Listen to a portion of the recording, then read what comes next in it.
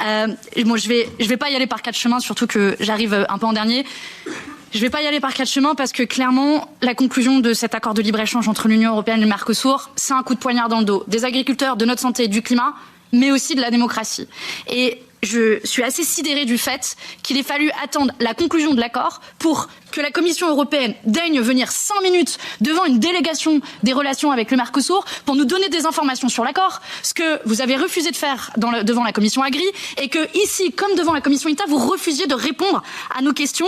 Et Grand Prince, on a 5 minutes de briefing sur l'accord. Je me souviens que la dernière fois, vous nous aviez dit qu'il n'y avait pas de documents à partager, et il n'y avait pas de documents à partager il y a quelques semaines, et quelques semaines plus tard, voici que l'accord est signé. Soit dit en passant, on n'a toujours pas accès au texte de l'accord, peut-être qu'on l'aura cette semaine, mais on a accès au texte de l'accord après qu'il soit signé et qu'il n'y ait plus une seule ligne qui puisse bouger de l'accord. C'est clairement, je pense, un passage en force.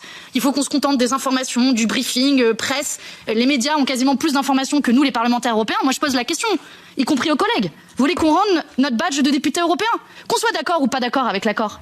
Est-ce qu'on peut au moins avoir un débat démocratique sur le fond où on répond aux différents arguments, on échange? Parce que le débat démocratique, il est en train de se tenir. C'est dans nos pays, avec les agriculteurs qui se mobilisent. Mais par contre, il ne se tient pas dans l'enceinte où est censé se tenir ce débat, c'est-à-dire le Parlement européen.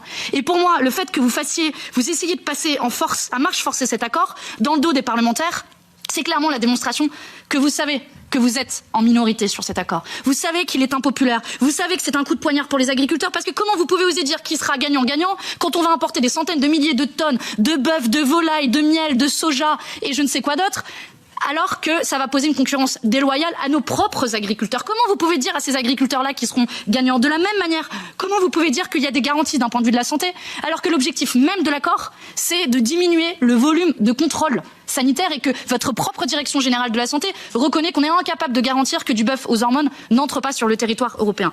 Et enfin, je ne peux pas m'empêcher de penser de